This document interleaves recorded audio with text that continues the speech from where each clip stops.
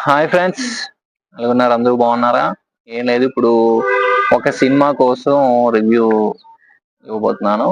ఆ cinema already last month June కదా, మే 31 release అయింది. సో ఈ డిజిటల్ స్ట్రీమింగ్ లో కూడా 14 జూన్ 2024 లో కూడా అది నెట్ఫ్లిక్స్ వేదికగా ఆ సినిమా రిలీజ్ అవబోతుంది ఓటీటీ ద్వారా. ఆల్రెడీ థియేటర్ లో ఉంది, 14 days లో వచ్చేస్తుంది. కాబట్టి ఈ సినిమా రిలీజ్ అయినప్పుడైతే నేను డిస్కషన్ చేయలేదు, ఎందుకంటే డిజిటల్ స్ట్రీమింగ్ వచ్చేస్తుంది కాబట్టి ఇంకా డిస్కస్ చేసిన ప్రాబ్లం లేదు. సో ఆ సినిమా పేరు ఏంటంటే గ్యాంగ్స్ ఆఫ్ గోదావరి. సో ఈ సినిమా ఫస్ట్ ఆఫ్ ఆల్ మంచి బజ్ వచ్చింది, చాలా హిట్ అవుతుందని. చాలా మంచి సినిమా, టైటిల్ చాలా ఇంట్రెస్టింగ్ గా పెట్టారు, గ్యాంగ్స్ ఆఫ్ గోదావరి. సో చాలా సో అలాంటి గోదావరి ముందు గ్యాంగ్స్ అని పెట్టారంటే పెద్ద క్రైమ్ థ్రిల్లర్ అని ఎక్స్పెక్ట్ చేయడం జరిగింది. సో గ్యాంగ్స్ ఆఫ్ గోదావరి అంటే గోదావరిలో గ్యాంగ్స్ ఉంటాయి, 2 3 గ్యాంగ్స్ ఉంటాయి. ఆ గ్యాంగ్స్ మధ్య భీకరమైన పోటీ జరిగి ఫైనల్ గా విశ్వక్సేన్ పుష్పరాజులో పుష్ప అయినట్టు విశ్వక్సేన్ కూడా పెద్ద లీడర్ అవుతాడని అనుకున్నాను. టైటిల్ వినగానే అందరూ అదే అనుకుంటారు. సో ఈ విధంగా ఎందుకు అనుకున్నా, అది ఈ విధంగా ఉంటదేమో అని అనుకున్నాం.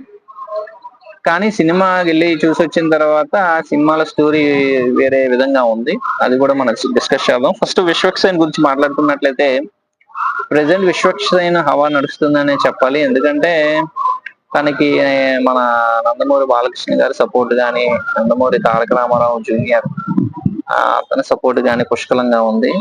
సో అతని ఈవెంట్స్ గానీ, ప్రీ రిలీజ్ ఈవెంట్స్ గానీ, నేను సినిమా ప్రమోషన్స్ గానీ ఈ నందమూరి వాళ్ళు మాత్రం అటెండ్ అయ్యి ఆశీర్వదిస్తున్నారు. తద్వారా ఏంటంటే నందమూరి అభిమానులు కూడా విశ్వక్సేన్ మీద కొద్దిగా ప్రత్యేకతను చాటుకొని సినిమాకి థియేటర్ల వరకు వెళ్లి సినిమాని చూడడం కూడా జరుగుతుంది. సో మాక్సిమం వెళ్ళిన సగం వెళ్ళిన మందిలో సగం మంది నందమూరి అభిమానులు ఉంటారనేది అంచనా. సినిమా పరంగా వస్తే gangs of Godavari. So Vishwaksen గురించి ఒకసారి చెప్పినట్లయితే, అంటే ఆయన పాత ఇంటర్వ్యూస్ లో చెప్పినట్లయితే అతనికి సిటీ ఆఫ్ గాడ్ ఈ సినిమా 2002లో రిలీజ్ అయింది. సిటీ ఆఫ్ గాడ్ ప్రైమ్ లో అవైలబుల్ గా ఉంటది, కాస్త మీరు ఒకసారి చూడండి. అది మాత్రం చాలా ఎక్సలెంట్ క్రైమ్ థ్రిల్లర్ మూవీ. అంటే గ్యాంగ్స్ కోసం అన్నమాట. అంటే ఒక ఊరిలో చిన్నప్పటి నుంచి చిన్న చిన్న పిల్లలు అప్పటి నుంచి సిగరెట్లకి డ్రగ్స్ కి అలవాటు అయిపోయి, ఈజీ మనీకి అలవాటు అయిపోయి, గుంపులు గుంపులుగా గ్యాంగ్స్ ని ఏర్పరచుకొని వాళ్ళు కొట్టుకొని ఫైనల్ గా ఎవరు విన్ అయ్యారు అనేది స్టోరీ సిటీ ఆఫ్ గాడ్. ఆ సినిమా విశ్వక్సేన్ కి చాలా ఇష్టమని, ఆ సినిమా ద్వారా ఇన్స్పైర్ అయ్యి అలాంటి సినిమాలు తెలుగులో చాలా చేయొచ్చని ఒక ఇంటర్వ్యూలో కూడా చెప్పడం జరిగింది. చాలా గతంలో చెప్పడం జరిగింది. సో దాని ప్రకారమే ఇతను సినిమాలు చూసినట్లయితే ఆ సిటీ ఆఫ్ గాడ్ ఏ విధంగా ప్యాటర్న్ ఫాలో అయ్యి ఉంటాదో సేమ్ తన కొన్ని కొన్ని సినిమాలు క్రైమ్ యాక్షన్ ఓరియంటెడ్ ఫిల్మ్స్ ఆ విధంగా వెళ్ళడం జరిగింది. దానిలో భాగంగా ఈ సినిమా కూడా గ్యాంగ్స్ ఆఫ్ గోదావరి కూడా ఆ రేంజ్ లో ఉంటదని అనుకుని నేను వెళ్ళడం జరిగింది.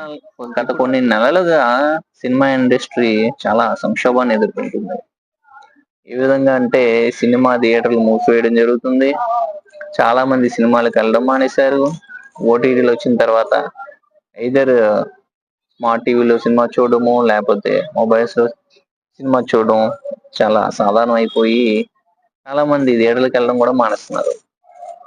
బెస్ట్ ఎగ్జాంపుల్ ఏంటంటే గ్యాంగ్స్ ఆఫ్ గోదావరి. ఎందుకంటే ఈ సినిమా మే 31 రిలీజ్ అయింది, జూన్ 14 నెట్ఫ్లిక్స్ లో స్ట్రీమ్ అవబోతుంది. అంటే 2 weeks. అంటే దీని యొక్క లైఫ్ టైమ్ థియేటర్ లో 2 weeks. ఆ 2 weeks అయిన తర్వాత తెల్లగా డిజిటల్ లో వచ్చేస్తుంది కాబట్టి 2 weeks కొద్దిగా ఓర్చుకుంటే టీవీలో వచ్చేస్తుంది కదా. ఇంకా అలాంటప్పుడు థియేటర్ కిందకి వెళ్తారు. సో ఈ విధంగా త్వరతగిన వెంటనే వచ్చిన సినిమా 2 వారాల్లో, 3 వారాల్లో, 4 వారాల్లో రిలీజ్ చేయడం వల్ల సినిమా లైఫ్ టైం అనేది పోయి సినిమా మీద ఇంట్రెస్ట్ పోతుంది ప్రేక్షకులకి. తద్వారా థియేటర్కి వెళ్ళడం మానేస్తున్నారు. సో ఇలాంటి పరిస్థితిని అవుట్ చేయడానికి, అవుట్ చేయడానికి విశ్వక్సేన్ వెళ్ళి థియేటర్లన్నీ హైదరాబాద్ లో మూసి ఉన్న థియేటర్లను కూడా మనం తెరిపించాడు, గ్యాంగ్స్ ఆఫ్ గోదావరి. కానీ విచారకరమైన విషయం ఏంటంటే ఈ సినిమా కూడా 2 weeks లో నెట్ఫ్లిక్స్ లో రాబోతుంది. సో ఒక 4 weeks 6 weeks గ్యాప్ ఇచ్చుంటే ఈ గ్యాంగ్స్ ఆఫ్ గోదావరిని చూడడానికి ప్రజలు సుముఖంగా ఉండేవారు. ఇంకా కథలోకి వెళ్ళిపోతే లంకల రత్నాకర్, మన హీరో పేరు లంకల రత్నాకర్. ఎదగడం మన హక్కు అని నమ్మిన ఒక యువకుడు తనలోని మనిషిని పక్కన పెట్టి ఎదుటి వాళ్ళని వాడుకోవడం పనిగా పెట్టుకున్న కుర్రవాడు రత్నాకర్. సో ఇతను పక్క మనిషిని యూజ్ చేసుకొని తను సెటిల్ అవ్వాలని చూసే యువకుడు. సో అందులో భాగంగా ఎమ్మెల్యే గోపరాజు రమణ గారు ఉన్నారు కదా, అతన్ని బాగా వాడుకొని నానాజీ గారు నాజర్ క్యారెక్టర్ లో ఒక నాజర్ క్యారెక్టర్ కూడా నాజర్ చేశారు. వాళ్ళిద్దరి మధ్య యొక్క దీన్ని పట్టుకొని ఇతను ఎమ్మెల్యే కంటెస్ట్ చేసి ఎమ్మెల్యే కింద గెలుస్తాడు. అప్పటి నుంచి తన ఆట ఆడిస్తాడు అన్నమాట. సాఫ్ట్ రూల్స్ కే పరిమితమైన రమణ గారి దీంట్లో soft come hard shade oriented character అయితే ఇచ్చారు తనకి. ఆ క్యారెక్టర్ కి అయితే అతను 100% న్యాయం చేశారు, కానీ గోపరాజు రమణ గారికి ఈ క్యారెక్టర్ అంత సూట్ అవ్వలేదు. అంటే ఇతను పెట్టారు ఏంటి ఎంత పవర్ఫుల్ క్యారెక్టర్ లో అని మాత్రం అనిపిస్తుంది అందరికి. సాయి కుమార్ గారి క్యారెక్టర్, హీరో యొక్క తండ్రి క్యారెక్టర్ సాయి కుమార్ కి ఇవ్వడం జరిగింది. సాయి కుమార్ గారు 5 నిమిషాల నుంచి 10 నిమిషాలు ఉంటారు మెయిన్ క్యారెక్టర్. అంటే స్టోరీని నడిపే కథను నడిపే క్యారెక్టర్ సాయి కుమార్ గారి 10 minutes ఉంటది. సాయి కుమార్ గారి ఎమ్మెల్యే క్యారెక్టర్ చేసిన రమణ గారి ప్లేస్ లో సాయి కుమార్ గారిని పెట్టుంటే మంచి బాగుండేదేమో అనిపిస్తుంది. సాయి కుమార్ కూడా వెయిటేజ్ ఇచ్చినట్టు ఉంటది. డెప్త్ ఇంకా బాగా మంచి పోటాపోటీగా విశ్వక్సేన్ కి అతనికి పోటాపోటీగా ఉంటది అనిపిస్తుంది. ఇక మిగతా విషయాలకు వచ్చేస్తే విశ్వక్సేన్ గురించి చెప్పుకోవాలి. విశ్వక్సేన్ చాలా అద్భుతంగా చేశారు. తన భుజస్కంధాలపై సినిమాని పెట్టుకొని మొత్తం ఆడించాడు. ఫస్ట్ హాఫ్ మాత్రం చాలా చాలా బాగుంది. సెకండ్ హాఫ్ ఫస్ట్ హాఫ్ ఎంతైతే బాగుందో సెకండ్ హాఫ్ డల్ అయిపోయింది. ఎక్కడెక్కడికో వెళ్ళిపోయిన స్టోరీ. ఫస్ట్ హాఫ్ వరకు ఒక బాగుంటది గ్రాఫ్, సెకండ్ హాఫ్ నుంచి గ్రాఫ్ ఇలా పెడిపోద్ది. ఎప్పుడైనా ఒక సినిమా హిట్ అవ్వాలన్నా ఏదైనా బాగుపడాలన్నా మనం ఎలా మెజర్ చేస్తాం? స్టెప్ బై స్టెప్ కింద నుంచి పైకి వెళ్తూ పీక్స్కి వెళ్ళాలి. కానీ ఇక్కడ ఏముందంటే ముందే పీక్స్కి వెళ్ళిపోయి తర్వాత గ్రాఫ్ అలా డౌన్కి వచ్చేస్తుంది. సో దీనివల్ల ఏమవుతుందంటే మనం థియేటర్ నుంచి బయటకు వచ్చేటప్పుడు ఆ మనిషి ఏ విధంగా అనుకుంటాడో అదే సినిమా రిజల్ట్. ఫస్ట్ హాఫ్ చాలా బాగుంది, సెకండ్ హాఫ్ బాగలేదు. ఓవరాల్ గా సినిమా యావరేజ్ అనేస్తారు. అదే ఫస్ట్ హాఫ్ నార్మల్ గా ఉండి సెకండ్ హాఫ్ అద్భుతంగా ఉంది అని అనుకోండి, ఇప్పుడు సినిమా హిట్ అంటారు, బాగుంది మీరు కూడా చూడండి అంటారు. సో ఈ విధంగా డైరెక్టర్ గారు ఆలోచించి చేస్తే బాగుండు, కానీ చాలా ప్రయత్నించారు. మంచి స్టోరీయే, కానీ ఈ క్యారెక్టర్ విశ్వక్సేన్ రత్నాకర్ క్యారెక్టర్ ఏంటంటే తనని నమ్ముకున్న మనుషుల్నే మోసం చేసే వ్యక్తి కింద పరిణమిస్తాడు సెకండ్ హాఫ్ లో. అంటే తనని నమ్ముకున్న వ్యక్తులు తన గ్యాంగ్స్ నే చంపాలనుకుంటాడు, అందరినీ నాశనం చేయాలనుకుంటాడు. సో ఈ క్యారెక్టర్ అనేది కొద్దిగా ఎబ్బెట్టుగా అనిపిస్తుంది, మనకే చిరాగ్గా అనిపిస్తుంది. సో మనకే హీరో మీద నెగిటివ్ ఇంపాక్ట్ కలిగితే సినిమా గ్రాఫ్ తగ్గిపోతుంది. కానీ విశ్వక్సేన్ మాత్రం తన యొక్క నటనా ప్రదర్శనని చాలా మెరుగుపరుచుకున్నారు. తన ప్రీవియస్ ఫిలిమ్స్ తో పోల్చుకుంటే ఈ సినిమా ది బెస్ట్ ఫిల్మ్ కింద చెప్పుకోవచ్చు.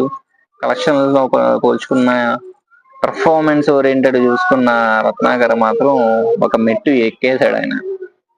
ఇంకా విశ్వక్సేన్ సినిమా అంటే ఉంది, వర్త్ చూడొచ్చు అనే స్టేటస్ కి స్థాయికి తీసుకుని వచ్చాడు విశ్వక్సేన్. సో దర్శకుడు కూడా ఎక్కడో ఏదో మిస్ అయింది. దర్శకత్వ ప్రతిభ కూడా చాలా బాగుంది. కొన్ని సీన్స్ కానీ విజువల్స్ కానీ చూపించే ఇది కానీ చాలా బాగుంది. పాటల విషయంకి వస్తే యువన్ శంకర్ రాజా, చాలా సంవత్సరాలు అయింది యువన్ శంకర్ రాజా గారి తెలుగులో పాటలను ఇది మనకి మ్యూజిక్ కూడా చాలా బ్యాక్గ్రౌండ్ మ్యూజిక్ చాలా బాగుంది. దాంతో పాటు 2 పాటలు మోత మోగిపోద్ది సుట్టంలా చూసి, ఈ 2 మాత్రం మంచి హిట్ అయింది. సినిమా రిలీజ్ అవ్వకముందే మంచి హైప్ క్రియేట్ చేసిన పాటలు చాలా బాగున్నాయి. ఇది నేను చెప్పడం జరిగింది. దీంట్లో ఓవర్ డోస్ అయిన సీన్లు కూడా కొన్ని ఉన్నాయి. ఓవర్ డోస్ అయితే నార్మల్ గా లేవు, ఓవర్ డోస్. అవి ఏంటంటే మన గోపరాజ రమణ గారిని కిడ్నాప్ చేయడం, తను కొట్టడం, అది కామెడీగా వెళ్ళి సీరియస్ అవుతుందో లేకపోతే సీరియస్ నుంచి కామెడీ తీసుకుని వచ్చాడు కానీ అది కొద్దిగా ఓవర్ డోస్ అయింది. నెక్స్ట్ విశ్వక్సేన్ గారు ఇంకో అతని మీద కంటెస్ట్ చేస్తారు ఎమ్మెల్యే కింద, కానీ ఓడిపోతారు. ఒక ఆయన ఎమ్మెల్యే కింద గెలుస్తారు.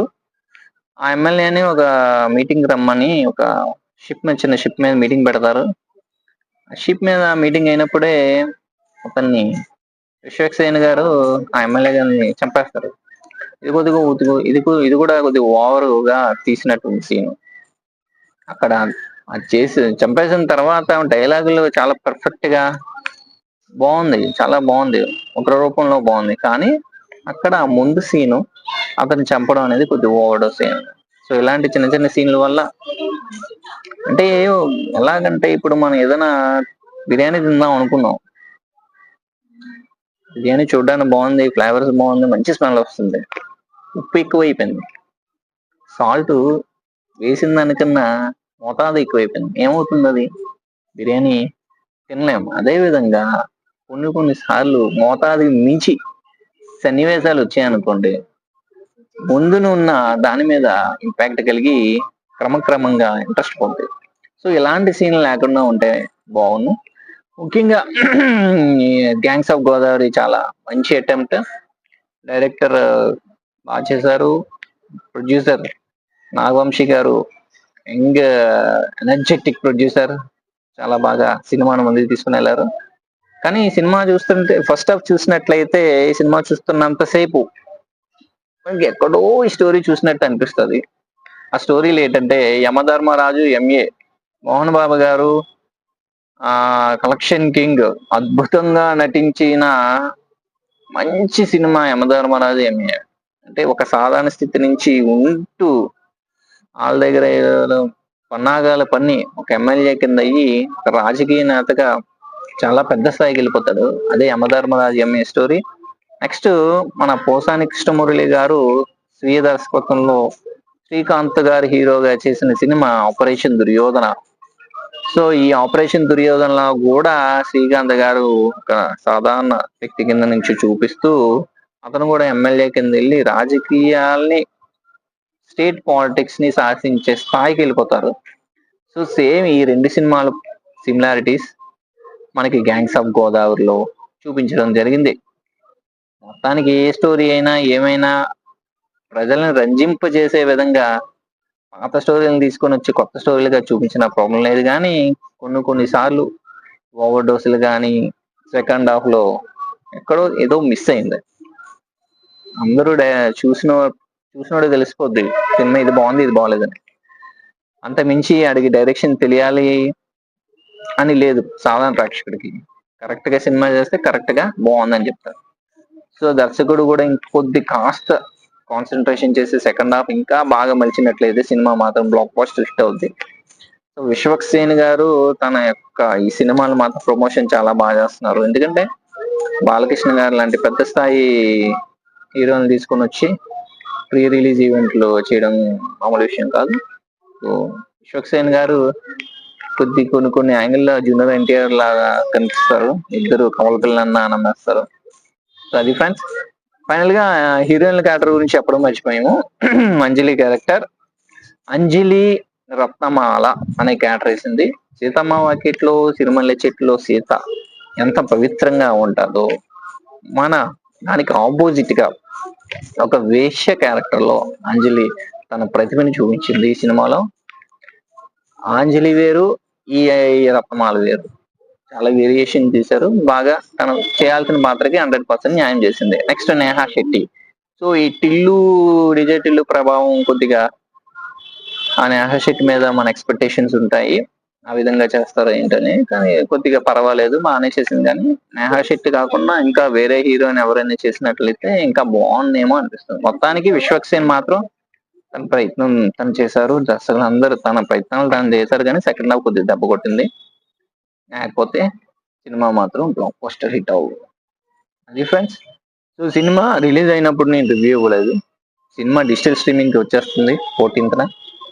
సో ఇంకా అప్పుడు మనం చెప్పిన పెద్ద ప్రాబ్లం లేదనే ఉద్దేశంతో ముగిస్తున్నాను. Thank you friends, thank you for watching this video. ఎవరైనా గ్యాంగ్స్ ఆఫ్ గోదావరి సినిమా చూసినట్లయితే మీకు ఆ సినిమా మీద ఏ విధమైన అభిప్రాయం కలిగింది, నేను చెప్పింది కరెక్ట్ అనిపించిందా తప్పు అనిపించిందా అనేది కమెంట్ రూపంలో తెలియచేయండి. Thank you friends, thank you for watching this video and please subscribe our YouTube channel. Thank you.